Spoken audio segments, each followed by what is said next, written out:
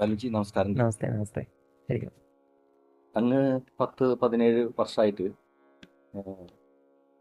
നമ്മുടെ അതിൻ്റെ ഒപ്പം ഈ മീ ടു മീ മെഡിറ്റേഷൻ സെൻറ്ററിൽ ഒരു ആത്മീയ പാതയിലാണ്, അതെ. ഒരു ആത്മീയ ജീവിതത്തിലാണ്. ഒരുപാട് വ്യക്തികൾക്കും സമൂഹത്തിനും ഒക്കെ ഒരു ആത്മീയ വെളിച്ചം പകർന്ന് കൊടുക്കണേൽ ഗുരുപ്രസാദിനെ അങ്ങ് പങ്കുചേർന്നാണ് മുന്നോട്ട് പോകുന്ന ജീവിതം. അപ്പോൾ അങ്ങയുടെ ഈ എങ്ങനെയാണ് അങ്ങ് ഈ ആത്മീയ ജീവിതത്തിലേക്ക് വന്നത്? ആ ബാല്യം എങ്ങനെയായിരുന്നു? പിന്നെ അവിടെ നിന്നുള്ള വിദ്യാഭ്യാസ പഠനങ്ങൾ എങ്ങനെയാണ്? ആത്മീയ അനുഭവങ്ങൾ അതൊക്കെ ഒന്ന് പങ്കുവയ്ക്കുകയാണെങ്കിൽ നല്ലതാണ്. തീർച്ചയായും. എൻ്റെ അച്ഛൻ്റെ അമ്മയുടെയും പേര്, അച്ഛൻ്റെ പേര് ത്രിവിക്രമൻ നായർ, അമ്മയുടെ പേര് വിജയലക്ഷ്മി എന്നാണ്.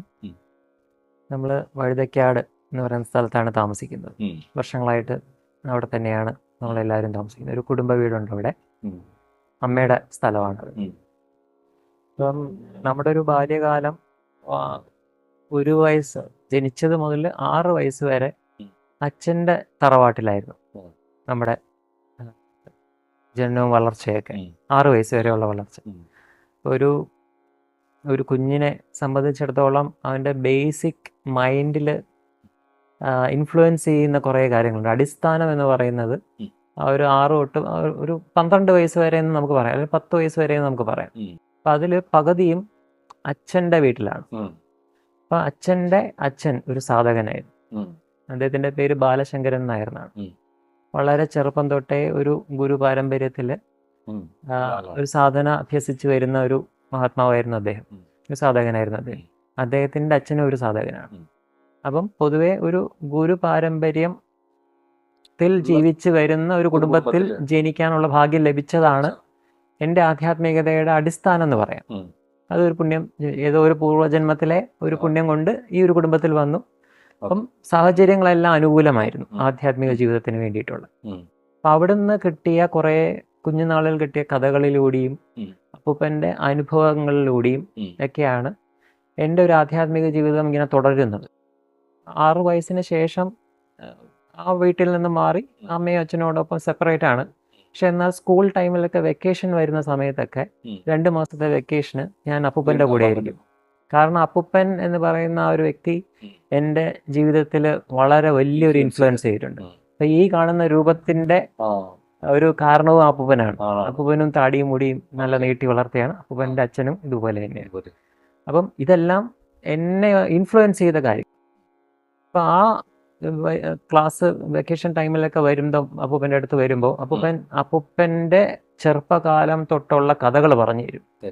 ഓരോ ഗുരുക്കന്മാരെ കണ്ടതും അപ്പൂപ്പൻ്റെ സാധനാ രീതികളും ഇങ്ങനെ ചെയ്ത് അപ്പൂപ്പന് ലഭിച്ച അനുഭവങ്ങൾ, സാധനയിലൂടെ ലഭിച്ച അനുഭവങ്ങൾ അതെല്ലാം പറഞ്ഞു തരുമായിരുന്നു. അപ്പോൾ അതൊക്കെ അറിഞ്ഞോ അറിയാതെയോ എൻ്റെ മൈൻഡിൻ്റെ ഉള്ളിലേക്ക് കയറി പറ്റി അവിടെ ഒരു ബേസ് ക്രിയേറ്റ് ആക്കിക്കൊണ്ടേയിരുന്നു. അപ്പം പറയുന്നതിൻ്റെ അർത്ഥമൊന്നും മനസ്സിലാവില്ല, എന്നാൽ കേൾക്കുന്നുണ്ടായിരുന്നു, എനിക്കിഷ്ടമായിരുന്നു അത്. അപ്പം അതെല്ലാം എൻ്റെ ഉള്ളിലെ ആ മനസ്സിൽ ഇങ്ങനെ പതിഞ്ഞ് വരുന്നുണ്ടായിരുന്നു. ഭാവിയിൽ അത് വളരെയധികം പ്രയോജനപ്പെട്ടു എന്ന് തന്നെ നമുക്ക് പറയാൻ സാധിക്കും. അങ്ങനെ അച്ഛനും അമ്മയും പിന്നെ നിങ്ങൾ എത്ര മക്കളായിരുന്നു? എനിക്കൊരു അനിയനുണ്ട്. അനിയൻ്റെ പേര് വേണുഗോപാൽ എന്നാണ്. അപ്പം അനിയനും ഫാമിലിയും ഇപ്പം പുറത്താണ്. മക്കള് 2 പേരാണ്. അതിൽ ബാലുജിയാണ് മൂത്തത്. അതെ, ഞാനാണ് മൂത്തത്. അപ്പോൾ എവിടെയായിരുന്നു വിദ്യാഭ്യാസം? SSLC വരെ ഉള്ളത് 5ാം ക്ലാസ് തൊട്ട് SSLC വരെ ഗവൺമെൻറ് മോഡൽ ഹൈസ്കൂൾ എന്ന് പറഞ്ഞ് വഴുതക്കാട് അടുത്ത് തന്നെയുള്ള സ്കൂളിലാണ്, ബോയ്സ് സ്കൂളിലായിരുന്നു. അതിനുശേഷം ഡിഗ്രി BA സോഷ്യോളജി കറസ്പോണ്ടൻസ് കോഴ്സായിട്ട് പഠിക്കുകയായിരുന്നു. കാരണം എനിക്ക് തുടക്കം തൊട്ട് കുഞ്ഞുനാൾ തൊട്ട് ഒരു അസുഖം ഉണ്ടായിരുന്നു, സ്കിൻ ഡിസീസ്, സോറിയാസിസ് പോലത്തെ ഒരു അസുഖം ഉണ്ടായിരുന്നു. അപ്പം അതും എൻ്റെ ആധ്യാത്മിക വളർച്ചയ്ക്ക് ഒരു ഭാഗമായിട്ടുണ്ടെന്ന് നമുക്ക് പറയാം. കാരണം നമ്മുടെ മൈൻഡിൽ ഒരു അസുഖം വന്നു കഴിഞ്ഞാൽ അതെങ്ങനെയും ക്യൂർ ആവാൻ വേണ്ടി നമ്മൾ പ്രാർത്ഥന, ദൈവവിശ്വാസം അതിലോട്ടൊക്കെ മാറും. അപ്പം അതായിരുന്നു ഒരു 10ാം ക്ലാസ് വരെയും എൻ്റെ മനസ്സിൻ്റെ ലക്ഷ്യം, ആ, ഈ അസുഖം മാറി മാറി കിട്ടണം. കിട്ടണം.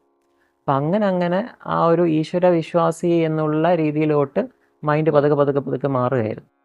അപ്പം അതൊക്കെ എൻ്റെ ആധ്യാത്മിക ജീവിതത്തിന് ഒരു തുടക്കം തന്നിട്ടുണ്ട്. അപ്പോൾ ഈ 10ാം ക്ലാസ് വരെ ഉള്ള പഠനകാലത്ത് എങ്ങനെയായിരുന്നു സുഹൃത്തുക്കള്, അതുപോലെ പ്രാർത്ഥനയ്ക്ക്, ആത്മീയ ജീവിതത്തിന്റെ ആ അതൊക്കെ എങ്ങനെയായിരുന്നു? സുഹൃത്തുക്കൾ വളരെ കുറവായിരുന്നു. കുറവായിരുന്നു. കാരണം ഞാൻ ബേസിക്കലി ഒരു ഇൻട്രോവേർട്ട് ടൈപ്പായിരുന്നു. ആ, കാരണം ഈ അസുഖമാണ് മെയിൻ കാര്യം. main കാര്യം. ആ. പിന്നെ കുറേയേറെ അതെങ്ങനെ ശരീരത്തിൽ മുഖത്തുണ്ടായിരുന്നോ? ഫുൾ ദേഹം ഫുള്ളും ഫുള്ള്. ഫുള്ള് വരും. ആഹാ. അത് എപ്പോഴും അല്ല, ഇടയ്ക്കിടയ്ക്ക് season. ഇടയ്ക്കിടയ്ക്ക് വരും. സ്കൂളിൽ പോകാൻ പറ്റില്ല, ഡ്രസ്സ് പോലും ഇടാൻ പറ്റാത്ത അവസ്ഥയിൽ അങ്ങനെ നിൽക്കുമായിരുന്നു. വെയിലൊന്നും കൊള്ളാൻ പറ്റില്ല. സ്കിൻ ഇങ്ങനെ ഫീൽ ചെയ്ത് ആ. വെള്ളം യൂസ് ചെയ്യുന്ന രീതിയിൽ വരെ ഓ. ഡ്രസ്സ് ഇട്ടാൽ ഡ്രസ്സ് പറ്റി പിടിക്കും. അങ്ങനത്തെ അവസ്ഥയിലായിരുന്നു. അപ്പം ഇതാണ് നമ്മുടെ മെയിൻ. ആ. ഇതിൽ നിന്നും കരകയറണം. ഒന്ന് ഹീലാവണം. അപ്പം അതിന് മാക്സിമം ഈശ്വരനെ വിളിച്ച് കരയുക എന്നുള്ള ഒരു അതാണ്. രീതിയായിരുന്നു തുടക്കത്തിൽ. ഉം. അത് 10ാം ക്ലാസ് വരെയും അത് തന്നെ. 10ാം ക്ലാസ്സിൽ ഒരു തവണ എനിക്ക് എഴുതാൻ പറ്റിയില്ല. ഇത് അത്രയും വേഴ്സായി പോയി. മോശമായി. അപ്പം അങ്ങനെ ഒരു ഈശ്വര വിശ്വാസം ആ. ആ ഒരു അസുഖത്തിൽ നിന്ന് ആ. അതിൽ നിന്നാണ് വന്നത്. പിന്നെ കൂട്ടുകാരധികം ഇല്ല, ഉം. കാരണം അധികം സ്കൂളിൽ അധികം പോകാറില്ല. ഉം. പിന്നെ ബേസിക്കലി എൻ്റെ ഒരു കംഫോർട്ട് സോൺ, മൈൻഡിൻ്റെ കംഫോർട്ട് സോണിൻ്റെ അകത്ത് നിൽക്കാൻ താല്പര്യപ്പെട്ട ഒരു വ്യക്തിയായിരുന്നു. അധികം സംസാരിക്കാതെ ഒഴിഞ്ഞു മാറുന്ന രീതിയായിരുന്നു. ഒരു അപകർഷതാബോധം പോലെയൊക്കെ എന്ന് പറയാം. അപ്പൊ 10ാം ക്ലാസ് കഴിഞ്ഞിട്ട് പിന്നെ എങ്ങനെയാ PDC? +2 ആയിരുന്നു. ആ. മോഡൽ സ്കൂളിൽ തന്നെയായിരുന്നു +2. ആ. അത് കഴിഞ്ഞ് പിന്നെ ഡിഗ്രി കറസ്പോണ്ടൻസ് ആയിട്ട് ചേരുകയും ചെയ്തു. അത് ഓക്കെ. പക്ഷെ 10ാം ക്ലാസ്സിൽ ഒരു ടേണിംഗ് പോയിന്റ് ഉണ്ടാവുന്നെന്ന് പറഞ്ഞു കഴിഞ്ഞാൽ എൻ്റെ ആ ഈശ്വര വിശ്വാസത്തിന് കുറച്ചും കൂടി ഒരു ആഴം അല്ലെങ്കിൽ ഒരു അനുഭവം വരുന്നതെന്ന് പറഞ്ഞു കഴിഞ്ഞാൽ 10ാം ക്ലാസ്സിൽ എനിക്ക് എഴുതാൻ പറ്റാതെ ഇങ്ങനെ കിടക്കുമ്പോഴത്തേക്ക് അച്ഛനും ഇതുപോലെ ആലയിൽ സ്വാമി എന്ന് പറയുന്ന ഒരു ഗുരു ഉണ്ട്, നമ്മുടെ തിരുവനന്തപുരത്ത് തന്നെയാണ് ഉള്ളത്. അപ്പം അദ്ദേഹത്തിൻ്റെ അടുത്ത് പോകും. അപ്പം ഞാനും അച്ഛനെ ഫോളോ ചെയ്യുന്ന ഒരു രീതിയാണ്. അപ്പൂപ്പനും അച്ഛനുമാണ് എൻ്റെ റോൾ മോഡൽസ് ആയിട്ട് ഞാൻ കണ്ടുകൊണ്ടിരുന്നത്. അപ്പം അച്ഛൻ ചെയ്യുന്ന കാര്യങ്ങളെല്ലാം എനിക്ക് ഭയങ്കര ഒരു ഇൻസ്പിറേഷൻ ആയിരുന്നു. അച്ഛൻ പറയുന്ന പോലെ എല്ലാം ചെയ്യും. അപ്പം ആ അച്ഛൻ ഗുരുവിൻ്റെ അടുത്ത് പോകുമ്പോൾ ഞാനും കൂടെ പോകും. അപ്പം ആലയിൽ സ്വാമിയുമായിട്ടൊരു ബന്ധം അപ്പൂപ്പന് പണ്ട് കുട്ടിക്കാലത്ത് ഉണ്ടായിരുന്ന ബന്ധങ്ങൾ പോലെ എനിക്കും ആ ചെറുപ്പകാലത്ത് തന്നെ ഒരു ഗുരുവുമായിട്ട് കണക്ഷൻ ആവാനുള്ള ഒരു ഇടകൾ ലഭിച്ചു, അച്ഛൻ വഴി കിട്ടി. അപ്പോൾ അങ്ങനെ ഇരുന്നപ്പോൾ എനിക്ക് അസുഖം കൂടിയപ്പോൾ അച്ഛന് ഷിർഡി സായിബാബ, ഷിർഡി നമ്മുടെ നാസിക്കിനടുത്ത്, മഹാരാഷ്ട്രയിൽ നാസിക്കിനടുത്തുള്ള ഷിർഡി എന്ന് പറയുന്ന സ്ഥലത്തെ സായിബാബയുടെ അവിടെ ഒരു സമാധി, അദ്ദേഹം ഇപ്പം സമാധിയായതാണ്. ഫോട്ടോ. അതെ, ഒരു തലക്കെട്ടൊക്കെ. അപ്പം അദ്ദേഹം ഒരു സൂഫി സെയിൻ്റ് ആയിരുന്നു. അപ്പം അദ്ദേഹത്തിൻ്റെ ഖബറുണ്ട്. ഖബറിൽ പോയിട്ട് അച്ഛനൊരു പട്ട് വിരിച്ചിട്ട് തിരിച്ചു വരികയാണ്. എന്നിട്ട് എൻ്റെ അടുത്ത് പറയാണ്, ഈ പട്ട് ഞാൻ നിന്നെ പുതപ്പിക്കുന്നു. അപ്പം നീ നിന്റെ മനസ്സിൽ വിചാരിക്കണം, ഈ അസുഖം കുറയുകയാണെങ്കിൽ ഞാൻ കണ്ടിന്യൂസ് ആയിട്ട് 7 തവണ ഷിർഡിയിൽ പോയി ആ സമാധി ദർശിക്കും. പിന്നെ സച്ചരിതം എന്ന് പറയുന്ന ഒരു പുസ്തകമാണ് അദ്ദേഹത്തിൻ്റെ ജീവചരിത്രം. അത് സപ്താഹമായിട്ട് വായിക്കും. 7 ദിവസം കൊണ്ട് അത് വായിച്ചു തീർക്കുന്ന രീതിയിൽ. അപ്പം ഇങ്ങനെ മനസ്സിൽ സങ്കല്പിക്കാൻ പറഞ്ഞു. അപ്പം ഞാൻ പറഞ്ഞു, എനിക്കങ്ങനെ ഇതിൽ നിന്ന് രക്ഷപ്പെട്ടാൽ മതി. അപ്പം ഞാൻ ഇങ്ങനെ പ്രവർത്തിച്ചു. അത് അത്ഭുതം എന്ന് പറയട്ടെ, അത് അസുഖം കുറഞ്ഞു കഴിഞ്ഞപ്പോൾ പിന്നെ എനിക്ക് ആ ഷിർഡി സായിബാബയിൽ ഭയങ്കര വിശ്വാസമായി. കാരണം എൻ്റെ അനുഭവമാണ്, എനിക്ക് വന്ന മാറ്റമാണ്. വർഷങ്ങളായിട്ട് ഞാൻ അനുഭവിച്ചുകൊണ്ടിരുന്ന ഒരു പ്രശ്നത്തിൽ നിന്നും പരിഹാരം കിട്ടുന്നു. അപ്പം ഞാൻ കണ്ടിന്യൂസ് ആയിട്ട് ഒരു 12-13 തവണ പോയി. 7 തവണ എന്നുള്ളത് അതിൻ്റെ ഇരട്ടി തവണ ഞാൻ കണ്ടിന്യൂസ് ആയിട്ട് പോയി. എല്ലാ വർഷവും പോകും. മാത്രമല്ല സച്ചരിതം എന്ന് നേരത്തെ പറഞ്ഞല്ലോ പുസ്തകം, അതൊരു 20-30 തവണ സപ്താഹമായിട്ട് 7 തവണ എന്ന് വെച്ച് അങ്ങനെ ഒരു 30ഓളം തവണ ഞാൻ അത് വായിക്കുകയും ചെയ്തു. അപ്പം ആ പുസ്തകത്തിലുള്ളത് നമ്മുടെ ജീവിതം എങ്ങനെ മുന്നോട്ട് കൊണ്ടുപോകണം എന്നുള്ള രീതിയിലുള്ള അദ്ദേഹത്തിൻ്റെ ജീവചരിത്രമാണ്. അദ്ദേഹം പറയുന്ന വാക്കുകൾക്കിടയിലൂടെ വായിക്കുമ്പം ഒരു ബേസ് കിട്ടും നമുക്ക്. അപ്പം എൻ്റെ ആധ്യാത്മികതയുടെ വേറൊരു ബേസ് എന്ന് പറയുന്ന ഈ സച്ചരിതം എന്ന് പറയുന്ന ഒരു പുസ്തകവും കൂടിയാണ്. അതെന്നെ വളരെ ഇൻഫ്ലുവൻസ് ചെയ്തു. ഇപ്പോഴും ആ ബേസിലാണ് ഞാൻ മുന്നോട്ട് പോയിക്കൊണ്ടിരിക്കുന്നത്. ഓക്കെ. അപ്പോൾ പിന്നെ ഗ്രാജുവേഷൻ 3 വർഷം. പിന്നെ എങ്ങനെയാണ് ഗുരുപ്രസാദിനെ കണ്ടെത്താനായിട്ട് ഇടവന്നത്? ഔദ്യോഗികമായിട്ട് പരിചയപ്പെടുന്നത് പണ്ട് ഈ ഓർക്കൂട്ട് എന്ന് പറയുന്ന ഒരു സംഭവം ഉണ്ടായിരുന്നു. ഫേസ്ബുക്കിന് മുന്നേ ഫേസ്ബുക്ക് പോലത്തെ ഓർക്കൂട്ട് എന്ന് പറയുന്ന ഒരു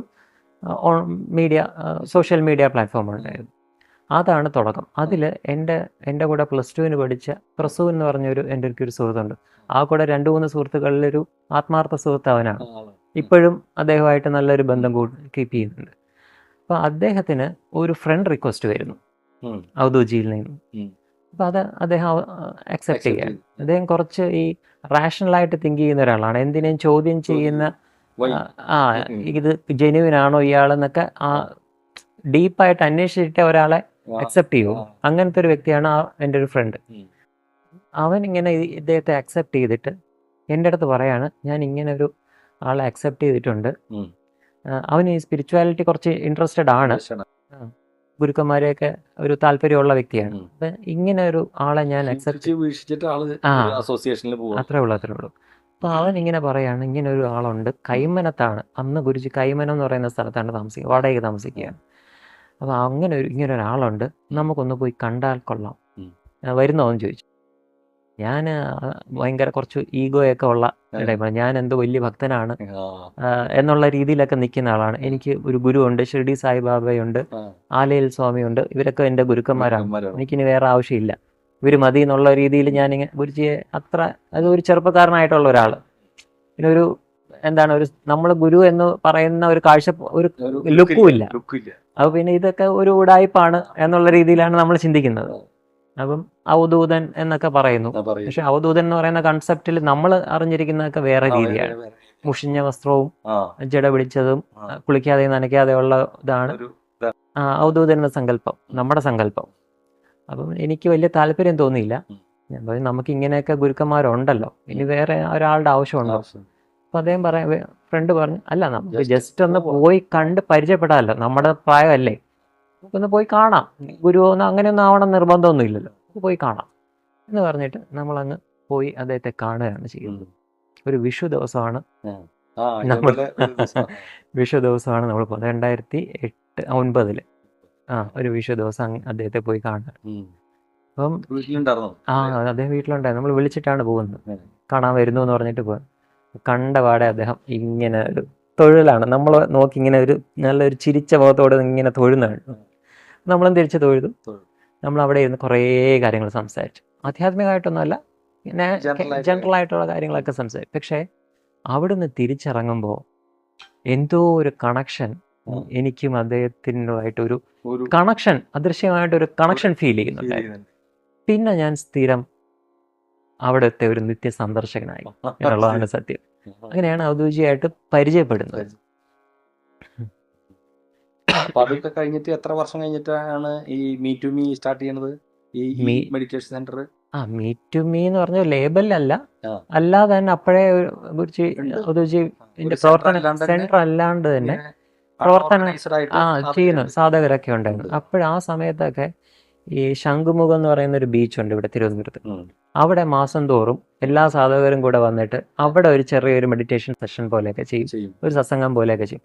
അതിനെല്ലാം നമ്മളും പാർട്ടിസിപ്പേറ്റ് ചെയ്തിട്ടുണ്ടായിരുന്നു. നമുക്ക് അന്നൊന്നും ഈ സാധനം എന്താണെന്നോ ഇതെന്താണ് വഴിയെന്നോ ധ്യാനമെന്നോ ഒന്നും അറിയില്ല. കേട്ടിട്ടുണ്ട്, അപ്പം പറഞ്ഞു കേട്ടിട്ടുണ്ട്.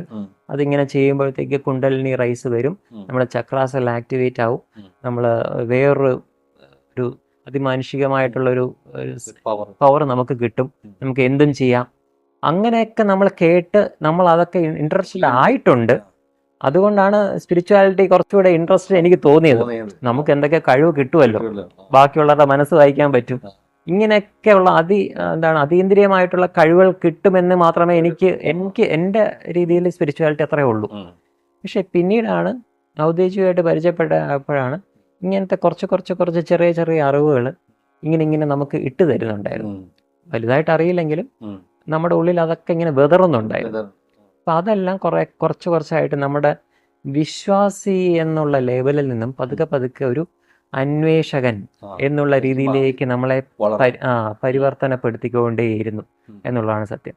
അപ്പം ഈ 2009 അദ്ദേഹത്തെ പരിചയപ്പെട്ടിട്ട് 2010 എനിക്ക് ഗൾഫിലേക്ക് പോകാൻ ഒരു അവസരം കിട്ടുകയാണ്, ഒരു ജോലിക്കായിട്ട്. അപ്പം ഞാൻ ഗൾഫിൽ പോകാൻ എനിക്ക് താല്പര്യമില്ല. കാരണം ഔദ്യോഗികമായിട്ടുള്ളൊരു സ്നേഹബന്ധം ഒരു ഹൃദയബന്ധം ആഴത്തിലാണ്. ആണ്. അപ്പം ഞാനിങ്ങനെ ഗുരുജിയുടെ അടുത്ത് പറയണം, ഗുരുജി എനിക്ക് പോകണമെന്നില്ല, ഞാൻ ഇവിടെ എന്തെങ്കിലും ചെറിയ ജോലിയൊക്കെ ചെയ്ത് ഞാൻ ഇവിടെ നിന്നോട്ടെ. ഗുരുജി പറഞ്ഞു, അല്ല ബാലു, ഇത് ഒരു ഈശ്വര നിശ്ചയമാണ്. ബാലുവിന് കുറച്ച് കാര്യങ്ങൾ പഠിക്കാനുണ്ട്. അത് ഇവിടെ നിന്ന് മാറി നിന്നാൽ മാത്രമേ സാധിക്കുകയുള്ളൂ. അങ്ങനെ പറഞ്ഞു. അപ്പം ഞാൻ എന്തായാലും ഇദ്ദേഹം പറഞ്ഞതല്ലേ എന്ന് വിചാരിച്ചിട്ട് ഞാനത് ഓക്കെ പറയായിരുന്നു. അച്ഛൻ്റെ അടുത്ത് പറഞ്ഞ് ശരി പോകാമെന്ന് പറഞ്ഞിട്ട് 2010 ഞാൻ പോകുന്നത്. പോകുന്നതിന് തലേ ദിവസം ഞാനിങ്ങനെ ഗുരുജിയെ കാണാൻ വേണ്ടി പോവുകയാണ്. ഞാനും വേറൊരു സാധകനുമായിട്ട് ഗുരുജിയെ കാണാൻ വേണ്ടി യാത്ര പറയാൻ വേണ്ടി പോവുകയാണ്. അപ്പോൾ നമ്മൾ നോർമലായിട്ട് പോയി സംസാരിച്ചു. ഇതുപോലെ സംസാരിച്ച് ഇങ്ങനെ പോകുന്നതിൻ്റെ കാര്യം അവിടുത്തെ ജോലിയുടെ കാര്യമൊക്കെ പറഞ്ഞിട്ട് ഞാനിങ്ങനെ പുറത്തേക്ക് ഇറങ്ങി. അപ്പോൾ ഗുരുജി എന്നെ ഇങ്ങനെ ഹഗ് ചെയ്തു, ഒന്ന് കെട്ടിപ്പിടിച്ചിട്ട് അദ്ദേഹം ഇങ്ങനെ, ഞാനിങ്ങനെ തിരിച്ച് യാത്ര പോകാൻ വേണ്ടി പോവാണ്. പക്ഷെ ഞാൻ അറിയാതെ അങ്ങ് കരഞ്ഞു പോയി.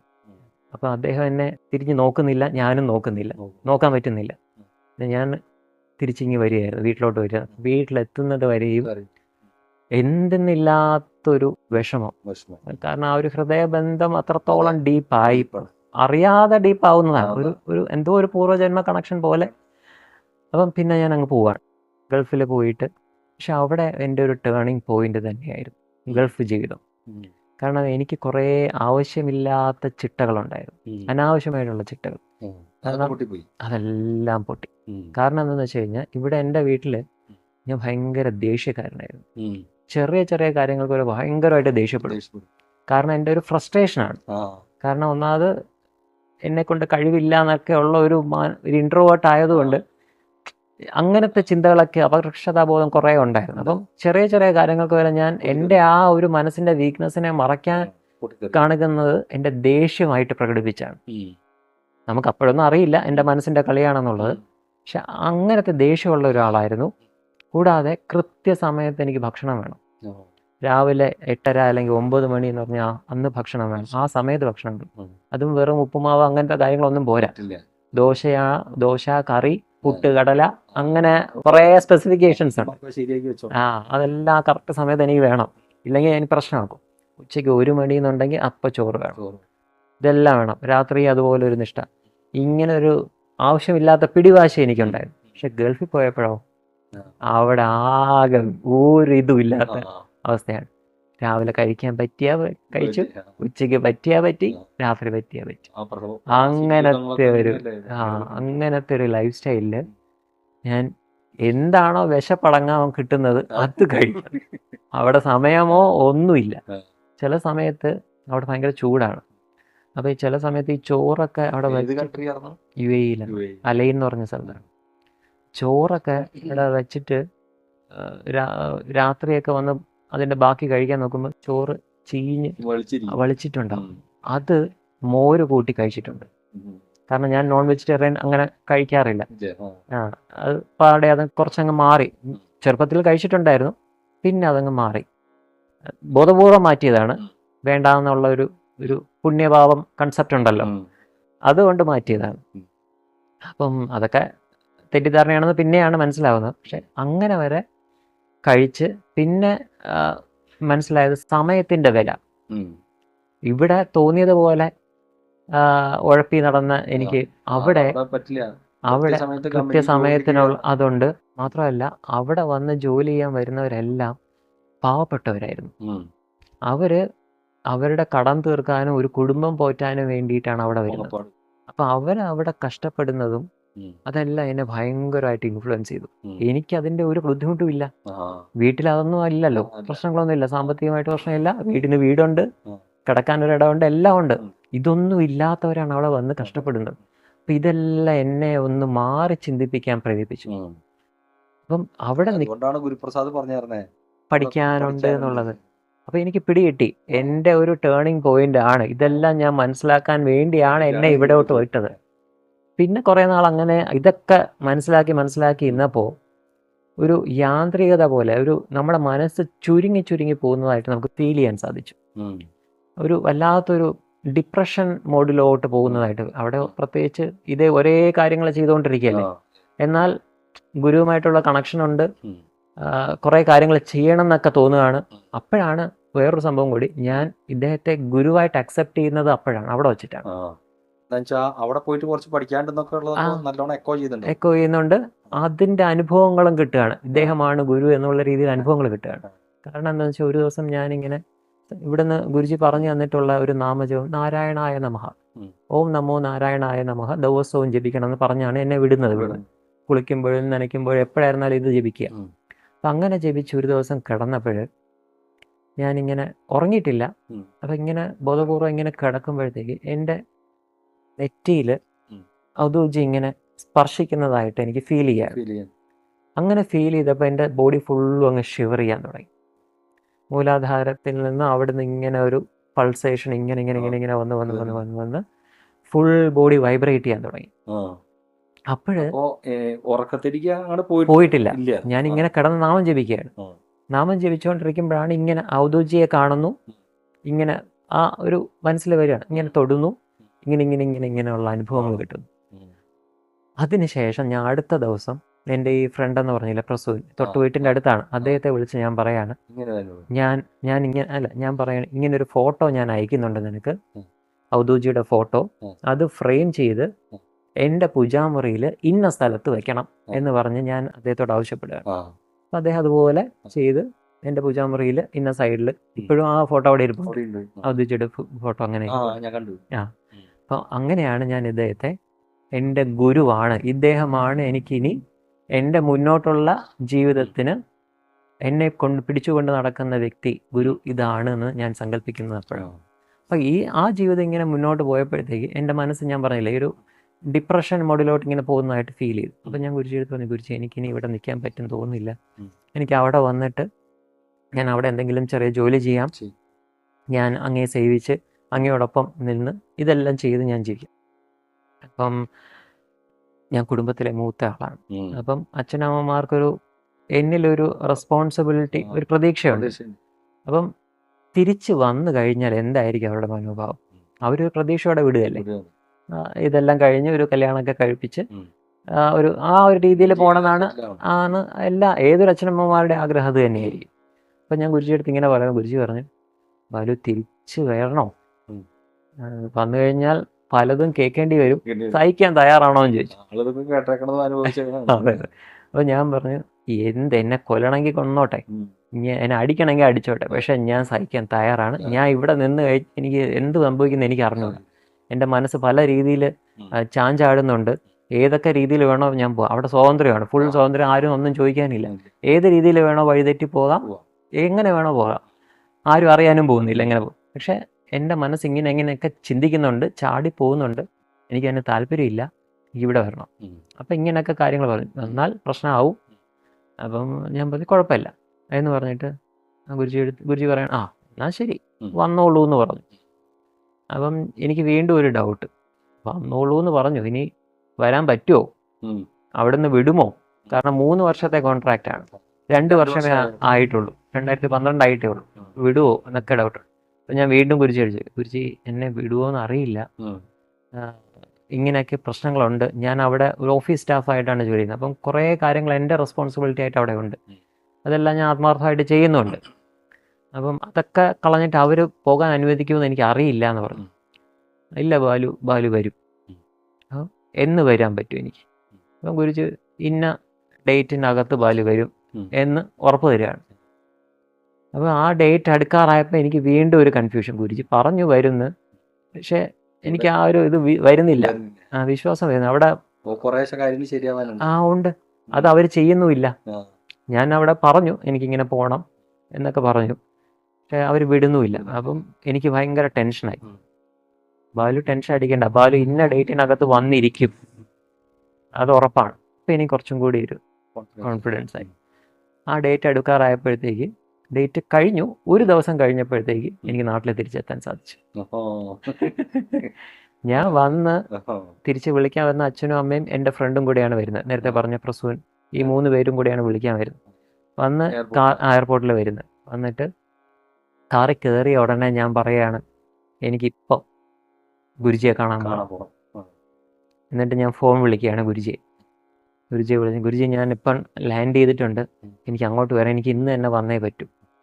ഗുരുജി പറഞ്ഞു വേണ്ട ബാലു റെസ്റ്റ് എടുത്തിട്ട് അടുത്ത ദിവസം വാ. അപ്പം ഞാൻ ഓക്കെ പറഞ്ഞു, എന്നെ സമാധാനിപ്പിച്ച് വിട്ടതാണ്.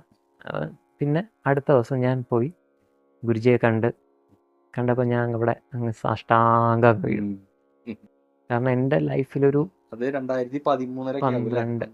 ആവും, 10 പോയി 12 വരിക. അപ്പം എൻ്റെ ലൈഫിലെ ഒരു ടേണിങ് പോയിന്റിന് കാരണമായ ഒരു മഹാത്മാവാണ് അവധൂജി. അപ്പം അതെനിക്ക് ഉറച്ചു.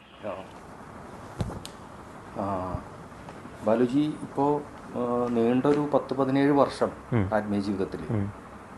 അപ്പോൾ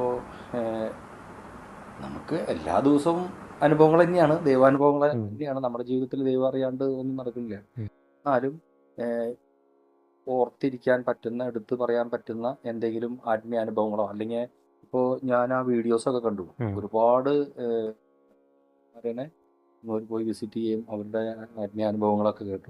അപ്പം എന്തെങ്കിലും ഹൃദയസ്പർശിയായിട്ടുള്ള അങ്ങനെയുള്ള എന്തെങ്കിലോ, അല്ലെങ്കിൽ ആ ആത്മീയ യാത്രയിൽ എന്താണ് കൂടുതൽ പങ്കുവയ്ക്കാനുള്ളത്? ഇപ്പം അവധൂജിയെ പരിചയപ്പെടുന്നതിന് മുന്നേ ഞാൻ പറഞ്ഞല്ലോ, ഞാൻ ആലയിൽ സ്വാമി എന്ന് പറയുന്ന ഒരു ഗുരുവുമായിട്ടാണ് കൂടുതൽ കണക്ഷൻ ഉണ്ടായിരുന്നത്, സ്കൂൾ ടൈമിലല്ല. അപ്പം അവിടെ പോകുമ്പോൾ തന്നെ എൻ്റെ മനസ്സിലൊരു ചോദ്യം ഉദിക്കുന്നുണ്ടായിരുന്നു. കാരണം നമ്മൾ സാധാരണ ഒരു അമ്പലത്തിൽ പോകുമ്പോഴോ അല്ലെങ്കിൽ ഗുരുവിൻ്റെ അടുത്ത് പോയാലും നമ്മൾ നമ്മുടെ പ്രശ്നങ്ങൾ മാറ്റാൻ വേണ്ടിയിട്ടാണ് പ്രാർത്ഥിക്കാറുള്ളത്. നമുക്ക് എന്തൊക്കെയോ പ്രശ്നങ്ങളുണ്ട് അല്ലെങ്കിൽ വിഷമങ്ങളുണ്ട്, അത് മാറ്റി തരണം. പക്ഷേ നമ്മൾ അങ്ങനെയൊന്നും പ്രാർത്ഥിച്ചിട്ടില്ല എന്നുള്ളതാണ് സത്യം.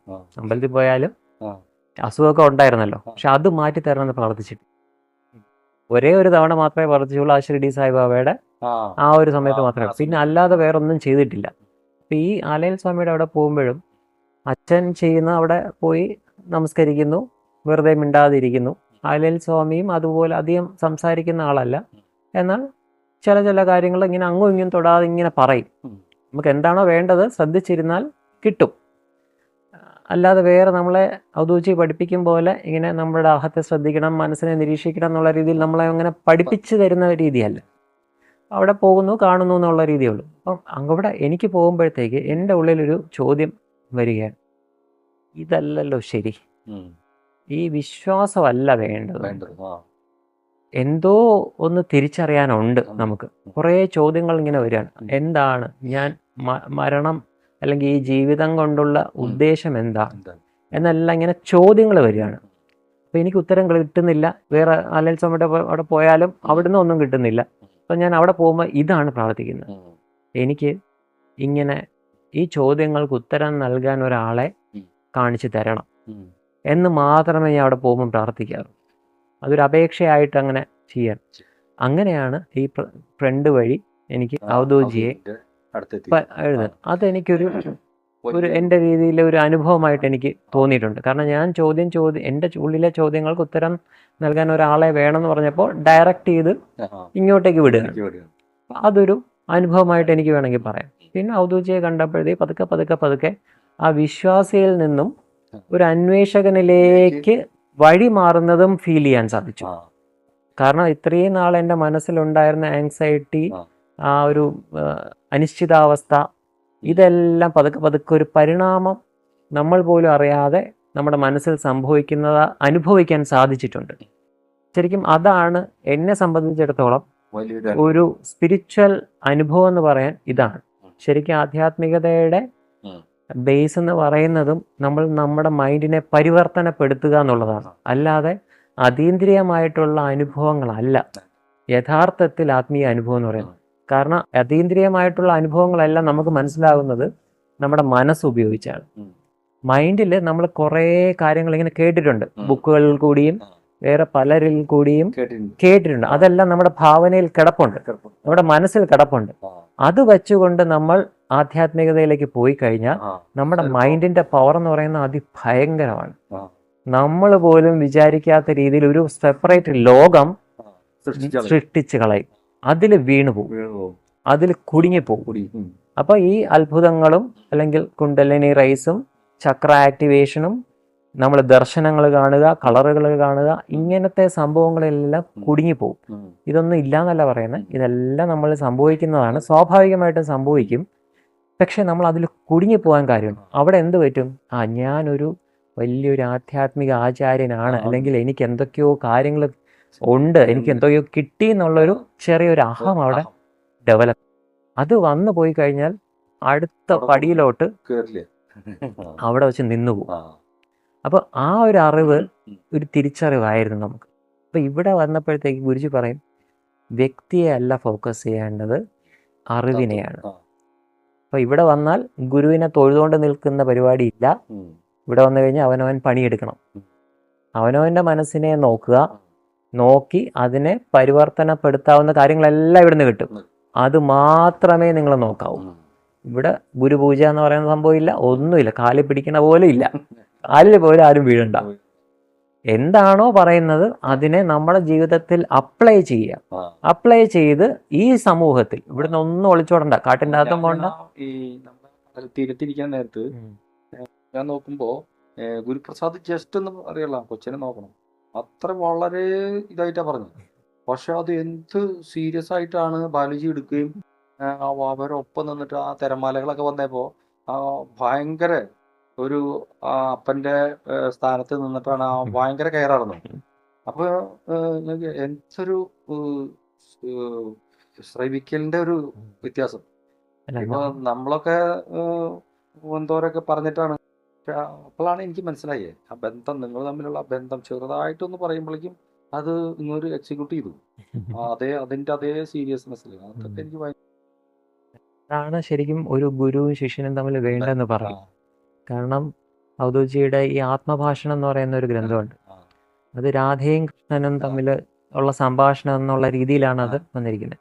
പക്ഷെ അത് ശരിക്കും മനസ്സും ആ ബോധവും തമ്മിലുള്ള സംസാരമാണ്. അപ്പൊ ശരിക്കും പറഞ്ഞാൽ ശിഷ്യൻ എന്ന് പറയുന്നത് രാധയും ഗുരു എന്ന് പറയുന്നത് കണ്ണനുമായിട്ട് എടുക്കുക.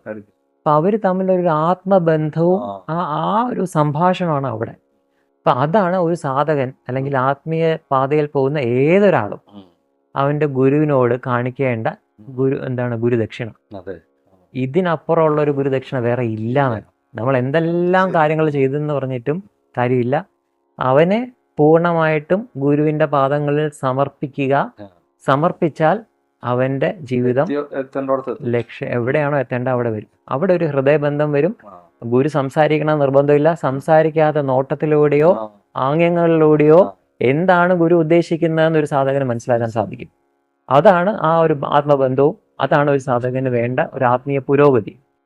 പിന്നെ എനിക്ക് ഇങ്ങനെ ഒരുപാട് ഇങ്ങനെ അപ്രിസിയേഷൻ തോന്നിയിട്ടുണ്ട് ബാലുജിയോട്. കാരണം ഈ ഒരു കാരണം നമുക്ക് സംസാരിക്കുമ്പോൾ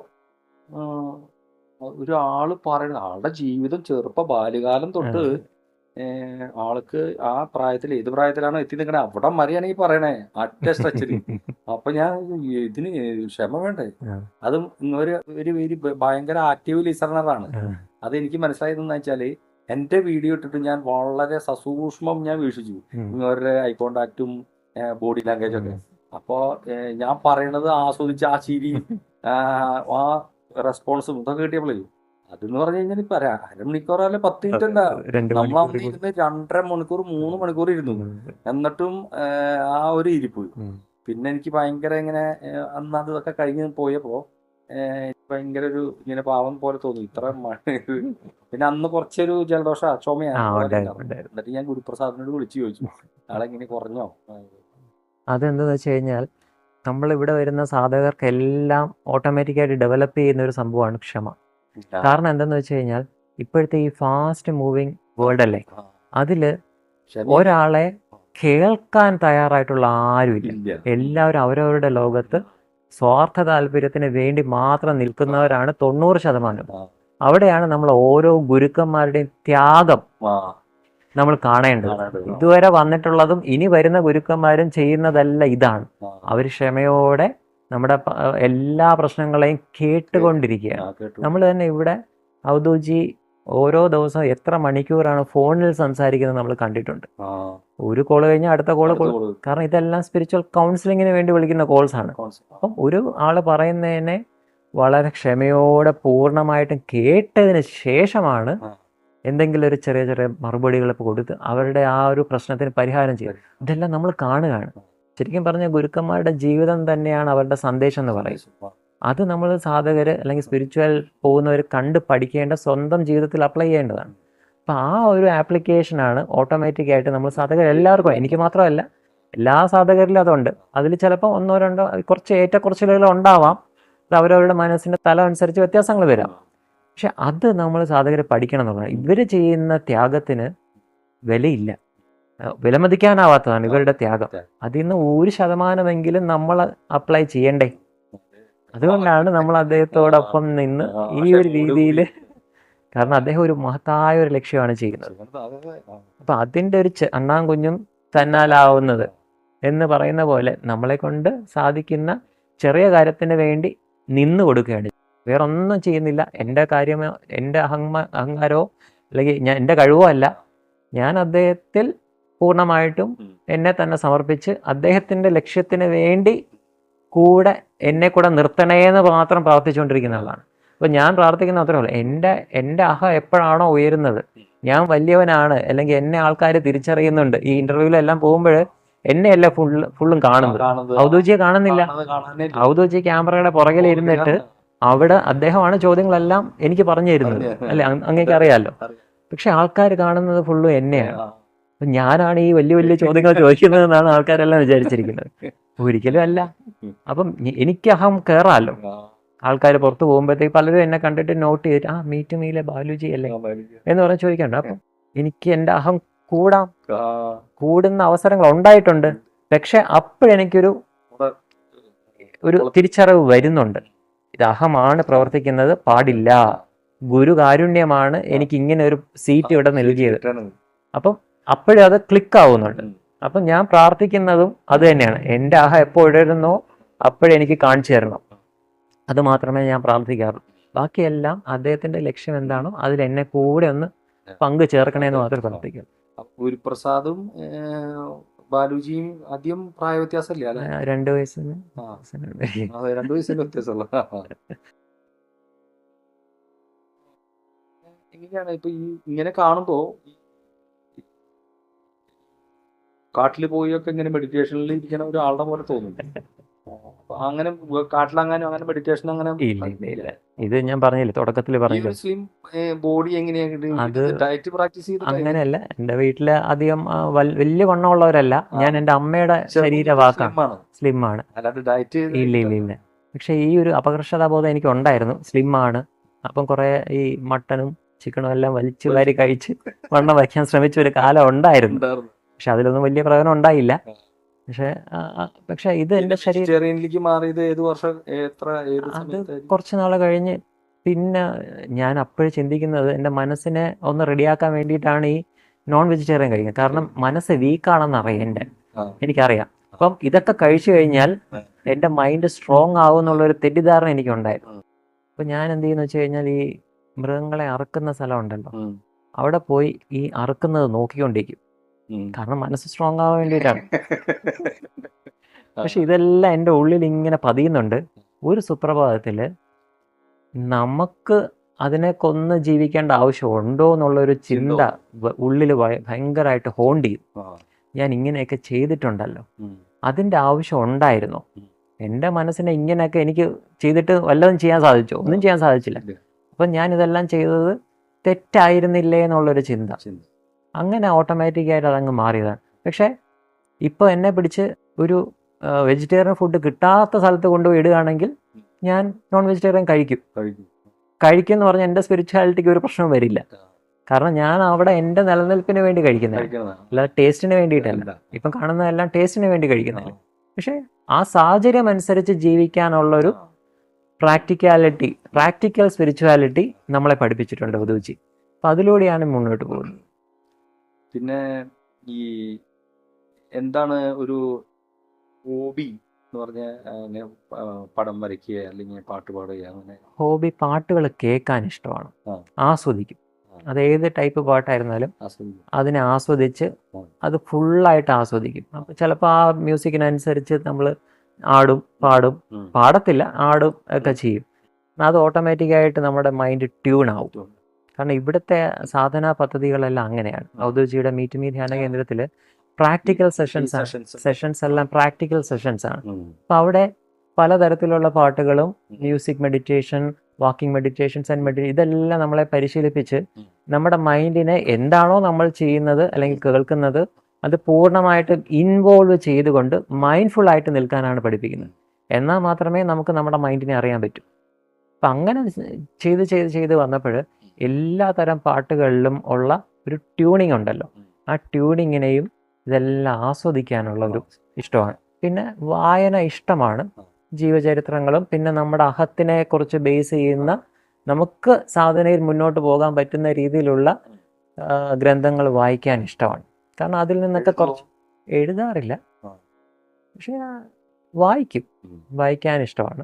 അതിൽ വരുന്ന ഓരോ ബുക്ക് വായിക്കുമ്പോൾ വരുന്ന ഡൗട്ട്സ് കുറിച്ച് വെച്ചിട്ട് അത് ഔദ്യോഗിയുടെ അടുത്ത് ചോദിച്ച് ക്ലാരിഫൈ ചെയ്യും. പിന്നെ ഔദ്യോഗിയുടെ തന്നെ പുസ്തകങ്ങളുണ്ടല്ലോ, പുസ്തകങ്ങളൊക്കെ എഡിറ്റ് ചെയ്ത് ഈ ചാനലിൽ പബ്ലിഷ് ചെയ്ത് ഇതൊക്കെ നമ്മൾ ചെയ്യാറുണ്ട്.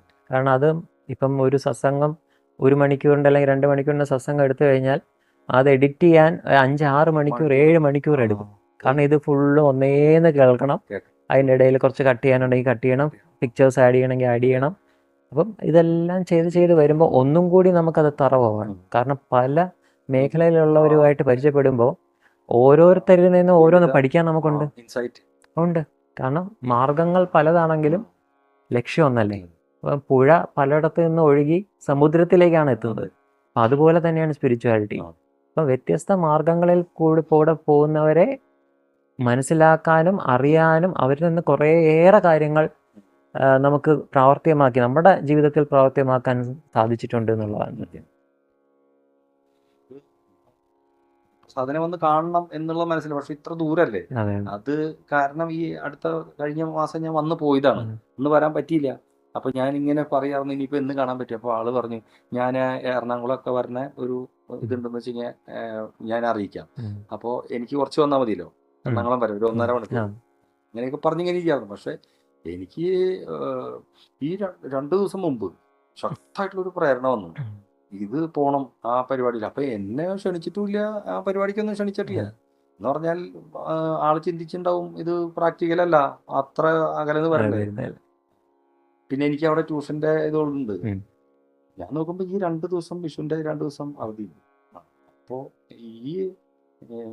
ഇതാണ് എൻ്റെ മനസ്സിലേക്ക് ഒരു മെയിനായിട്ട് വന്നത്. അപ്പൊ ആ പരിപാടിയിൽ അവിടെ ആത്മസംഗമത്തിൽ പങ്കെടുക്കുകയും ചെയ്യാം. നിങ്ങളെ ഒരാൾ തന്നെയല്ല, ഗുരുപ്രസാദിനെയും കാണണം, അതുപോലെ ബാലുജി ആയിട്ടുള്ള ഒന്ന് ഒരുമിച്ച് താമസിക്കണം. ഇവിടെ ഞാൻ ഇങ്ങനെ കാണാറുണ്ട് ഇവിടുത്തെ മെഡിറ്റേഷൻ്റെ സെഷൻസൊക്കെ. അപ്പം അതെന്തായാലും ദൈവാനുഗ്രഹത്താൽ അത് നടന്നു കിട്ടി. ഇവിടെ വന്നു. അപ്പം ഇങ്ങനെ ഞാൻ പ്രതീക്ഷിച്ചിട്ടില്ല, റെയിൽവേ സ്റ്റേഷൻ വരെ പാഞ്ഞു വരുന്ന അറിയില്ല. അപ്പം അവിടെ വന്നു, പിന്നെ ഇവിടെ വന്നു വീട്ടുകാരെയൊക്കെ കാണാനും പരിചയപ്പെടാനും പറ്റി. നമ്മളാ ബീച്ചിലൊക്കെ പോയി. അപ്പോൾ ഇത്രയും പങ്കുവച്ചാൽ ഒരുപാട് നന്ദി. സന്തോഷം. ശരി.